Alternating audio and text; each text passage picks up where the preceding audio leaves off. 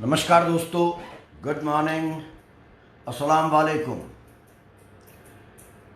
कल रश्मि रथी की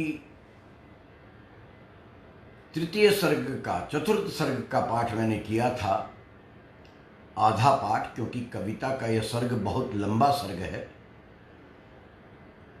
कर्ण को जब भगवान श्री कृष्ण छल ना सके, मना ना सके, नाना प्रकार के प्रलोभन देकर भी अपनी ओर नहीं ला सके, कर्ण अड़े रहे कि वे किसी भी सूरत में, चाहे उनको वीर गति मिल जाए, लेकिन यदि युद्ध होगा तो वो दुर्योधन का साथ देंगे।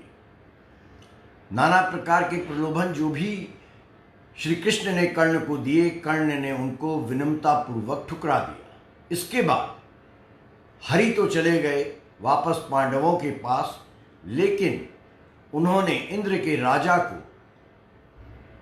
छल पूर्वक कर्ण से उसकी शक्ति यानी कि उसके कवच और कुंडल छीनने के लिए कहा। एक षड्यंत्र रचा।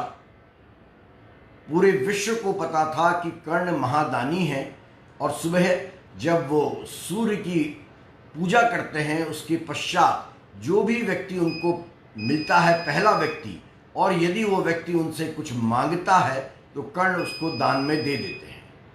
ये बात सभी को पता थी, और इसी को सहारा बनाकर एक भिखारी का वेश धर के स्वर्ग के राजा इंद्र सूर्य उपासना के बाद कर्ण के सम्मुख पहुंच जाते हैं और उससे कवच और कुंडल मांग लेते हैं।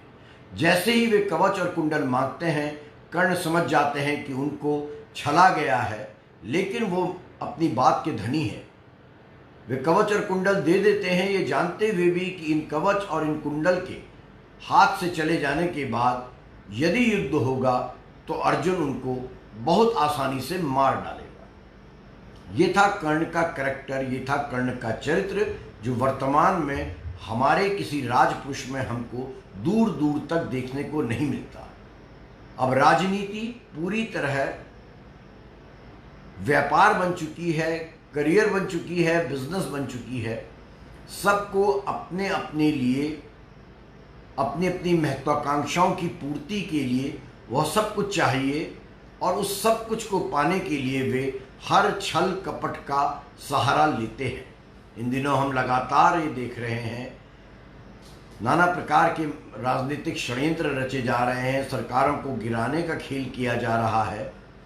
चूँकि इस समय भारतीय जनता पार्टी सत्ता के मद में चूर है, इसलिए ये कार्य उसके द्वारा किए जा रहे हैं। इससे पूर्व जब कांग्रेस का दौर था तो कांग्रेस ने भी यही सब कुछ किया था।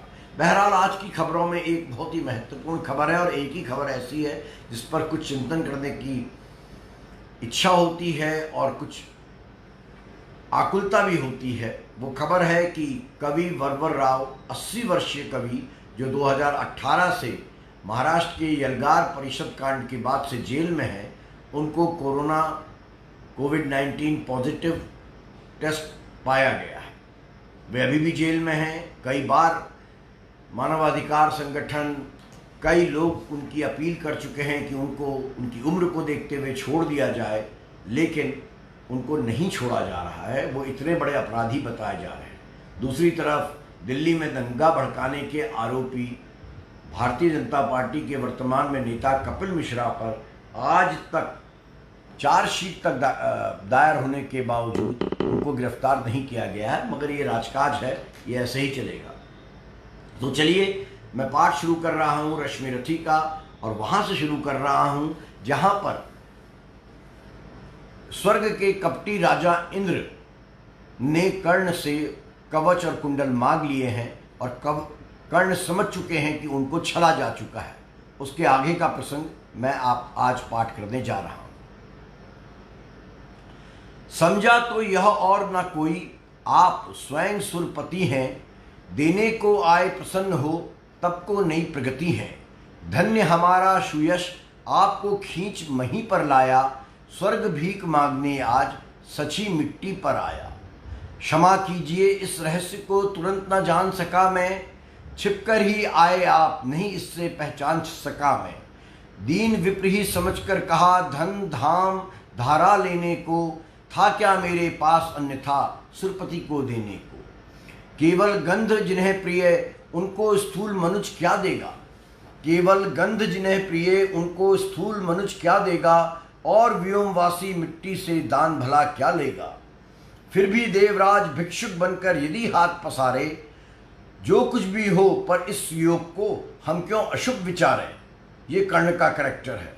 वो कह रहे हैं जब देवराज कुछ मांग रहा है तो मैं इसे अशुभ क्यों मानूं, ये तो मेरे लिए पुण्य की बात है, मेरे लिए सम्मान की बात है।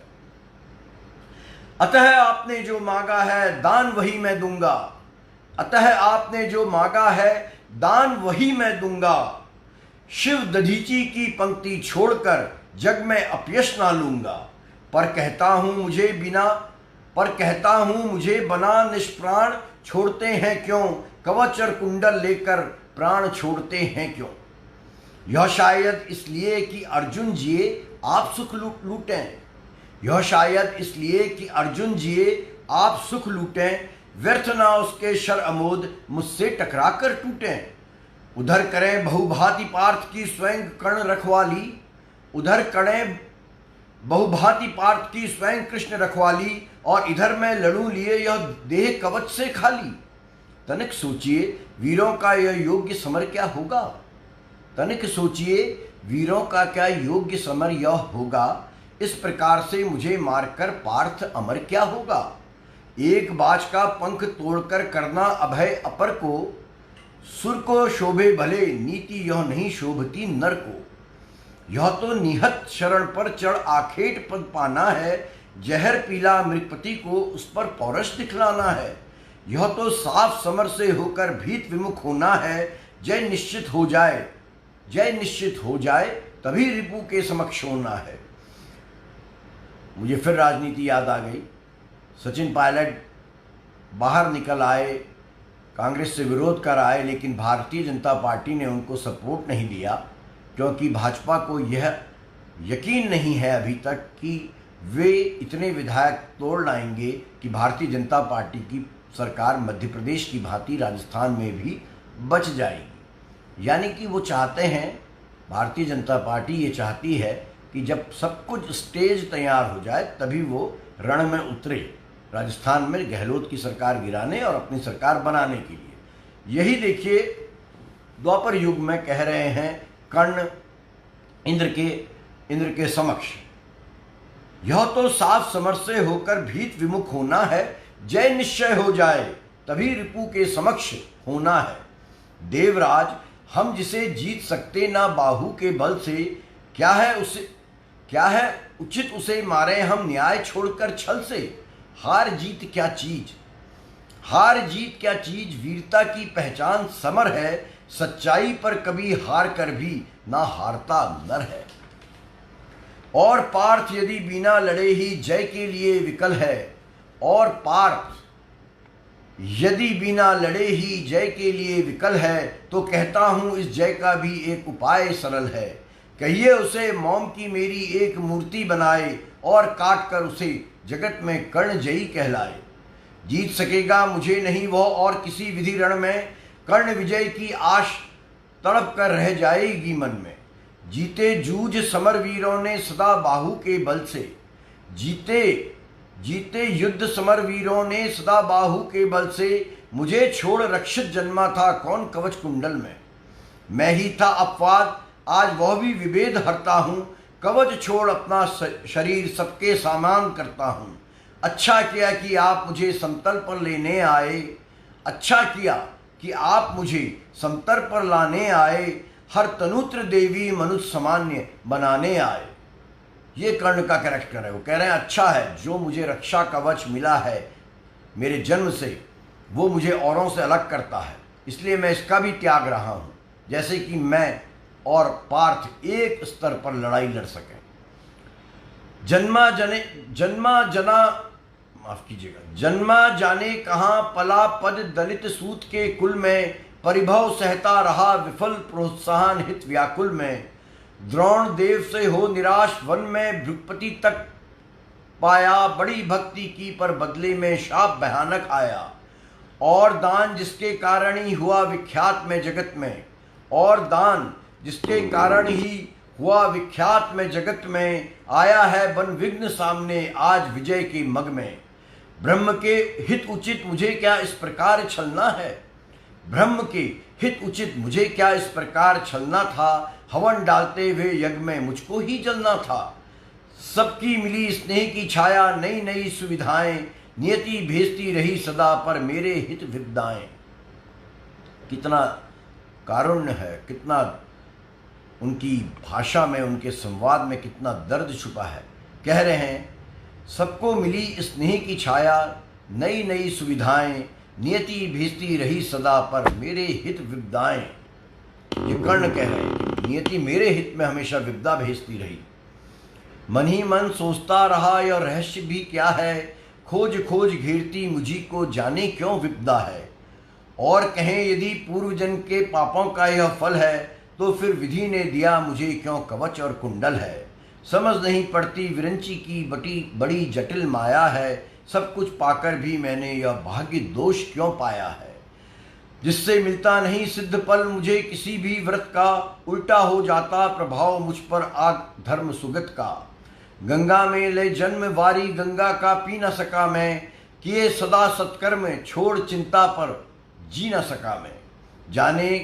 जाने क्या मेरी रचना में था प्रकृति का उद्देश्य, जाने क्या मेरी रचना में था उद्देश्य प्रकृति का। मुझे बना आगार शूरता का, करुणा का, धूति का।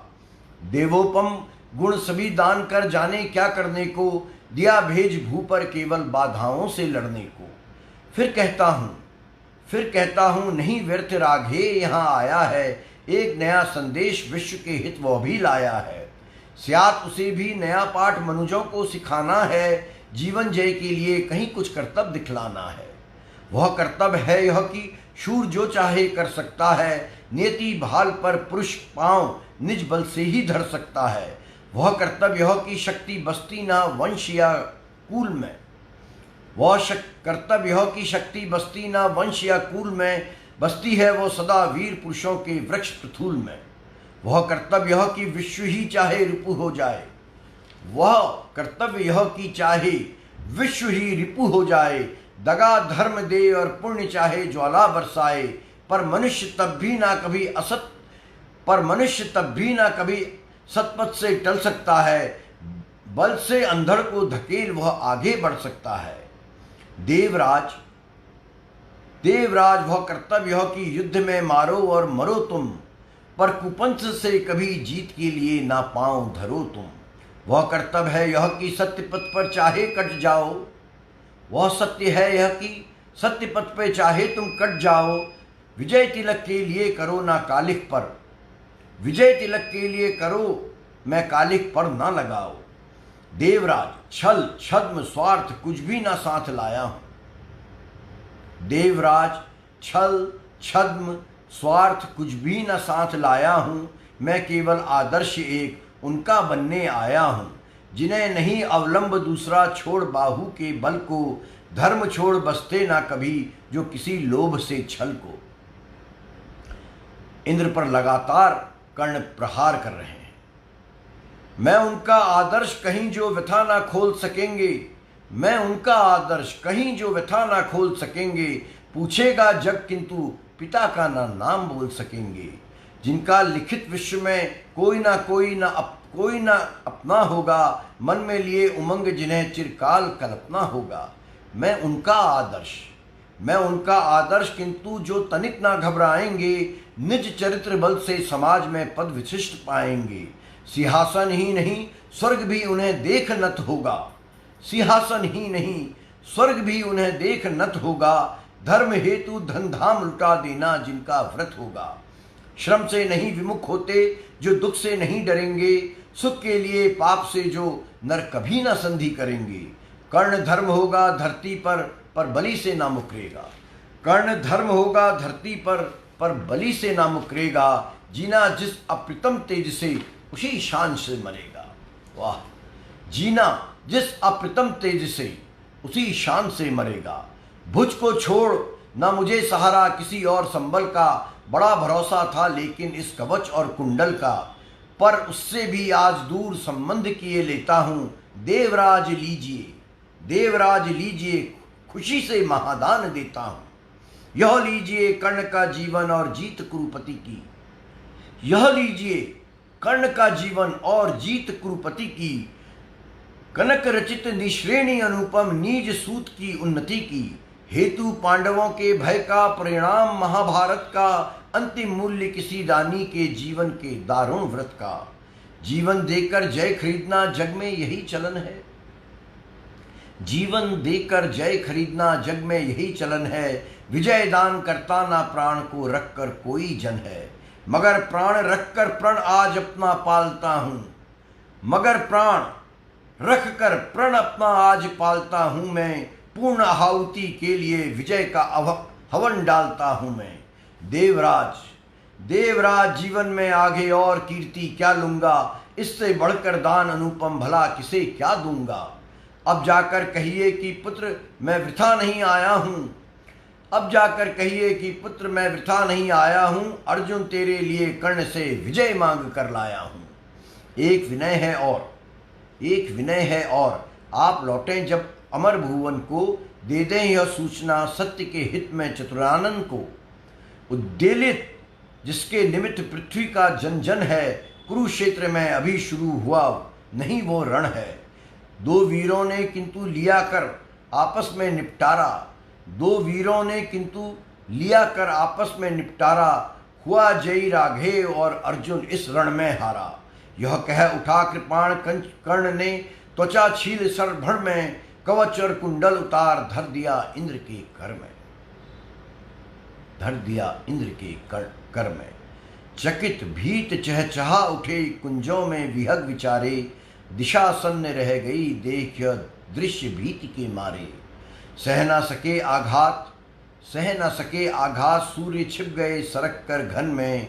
साधु साधु की मुद्रा, साधु साधु की गिरा मूद, गूंजी गंभीर गगन में।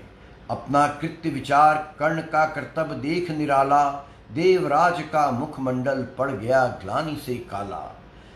किलन कवच को लिए बिना किसी चिंता से मगे हुए से, कीट कवच को लिए किसी चिंता में मगे हुए से, ज्यों के त्यों रह गए इंद्र जड़ता में ठगे हुए से। पाप हाथ से निकल मनुज के सिर पर जब छाता है, पाप हाथ से निकल मनुज के सिर पर जब छाता है, तब सत्य ही प्रदाह प्राण का सहा नहीं जाता है। अहंकार वश इंद्र सरल नर को छलने आए थे, अहंकार वश इंद्र सरल नर को छलने आए थे। नहीं त्याग के महातेज सम्मुख जलने आए थे। मगर विशिष्ट को जो लगा कर्ण के बलि का आन हृदय में, मगर विशिष्ट जो लगा कर्ण की बलि का आन हृदय में, बहुत काल तक इंद्र मौन रह गए मग्न विस्मय में। झुका शीश आखिर वे बोले, अब क्या बात कहूँ मैं। अब देवराज इंद्र ग्लानि भाव से कह रहे हैं, अब क्या बात कहूँ मैं, करके ऐसा पाप मूक भी कैसे किंतु रहूँ मैं। पुत्र सत्य तूने पहचाना, मैं ही सूतपति हूँ, पर सुरत्व को भूल निवेदित करता तुझे प्रणति हूँ। देख लिया जो कुछ देखा था कभी ना अब तक भू पर, आज तुला कर भी नीचे है मही स्वर्ग है ऊपर। आज तुला कर भी नीचे है मही स्वर्ग है ऊपर। क्या कहूँ क्या कह करूँ प्रमोद, जीप कांपती प्राण हिलते हैं। मांगूं क्षमादान ऐसे तो शब्द नहीं मिलते हैं। दे पावन पद धूलि कर्ण, दूसरी ना मेरी गति है। पहले भी थी भ्रमित, अभी भी फंसी भंवर में मति है। नहीं जानता था कि छद्म इतना सहारक होगा, नहीं जानता था कि छद्म इतना सहारक होगा। दान कवच कुंडल का ऐसा हृदय विदारक होगा।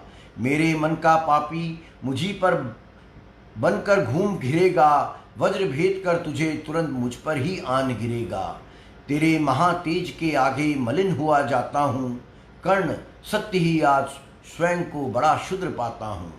आह खली थी कभी ना मुझको यूं लघुता मेरी, दानी कहीं दिव्या है मुझसे आज छाह भी तेरी।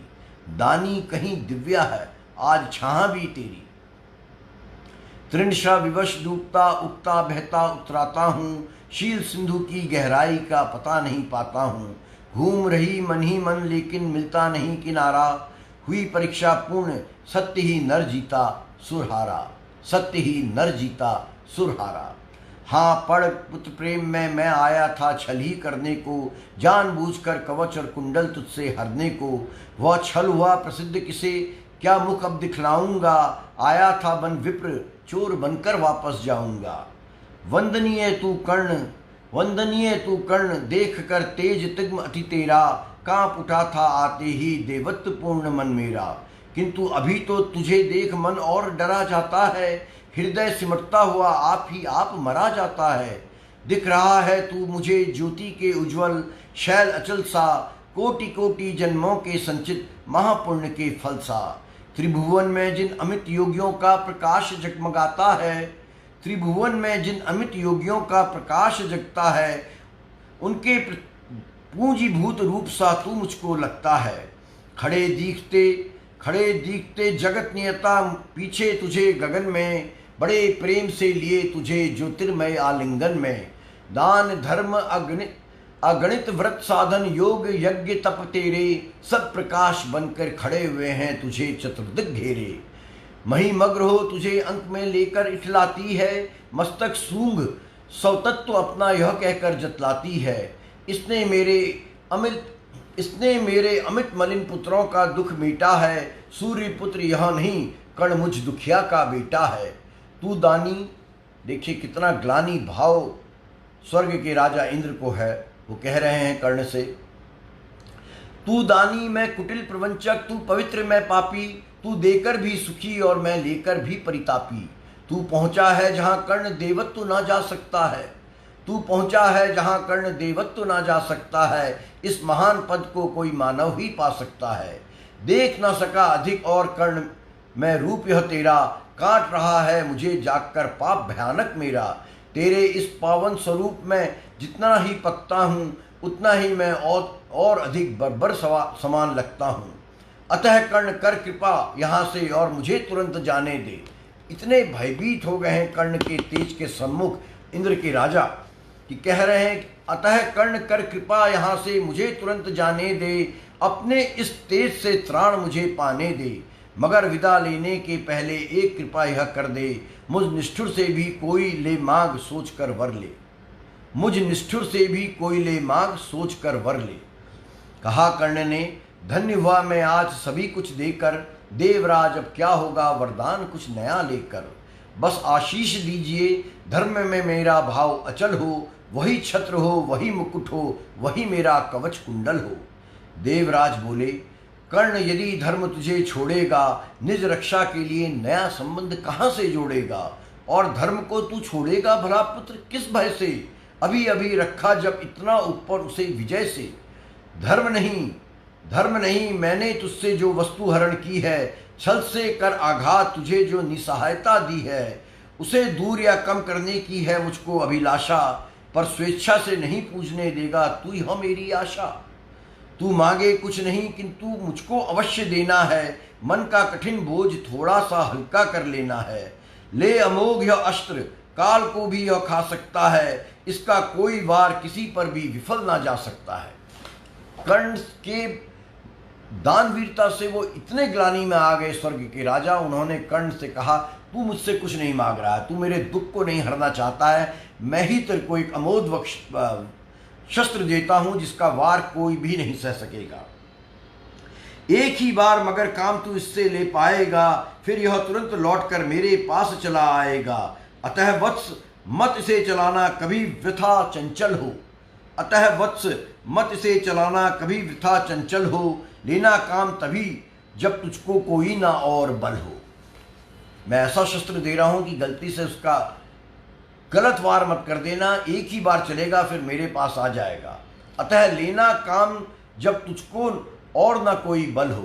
दानवीर जय हो, महिमा का ज्ञान सभी जन गाए, देव और नर दोनों ही तेरा चरित्र अपनाए। दे अमोद शर दान सिधारे, देवराज अंबर को, व्रत का अंतिम मूल्य चुकाकर कर्ण निज धर को। कितना तेज, अपने वचन के प्रति कितनी निष्ठा कर्ण में रही कि उन्होंने यह जानते हुए भी कि कवच और कुंडल देकर महाभारत में मेरी मृत्यु का साधन देवराज इंद्र प्रशस्त कर रहे हैं, उन्होंने अपनी बात का मान रखने के लिए उनको कवच और कुंडल दे दिया। देवराज इंद्र इतने ग्लानि में आ गए कि उन्होंने जाते जाते बिना कर्ण के कुछ मांगे उसे एक अमोघ अस्त्र दिया, जिसका वो प्रयोग महाभारत काल में एक बार कर सकते थे और कर्ण ने वो किया भी। लेकिन क्या वो उन्होंने अर्जुन पर किया या वो चंचल हो किसी और पर उस अस्त्र का प्रयोग कर बैठे? इस सब पर रश्मि रथी का 5वां सर्ग लेकर मैं सोमवार को आपसे फिर संवाद के लिए उपस्थित रहूँगा। ये वीकेंड आप सबके लिए बहुत शुभ हो, मंगलमय हो। चूँकि नोएडा में सैटरडे और संडे कंप्लीट लॉकडाउन है, इसलिए अगली मुलाकात सोमवार को। नमस्कार दोस्तों।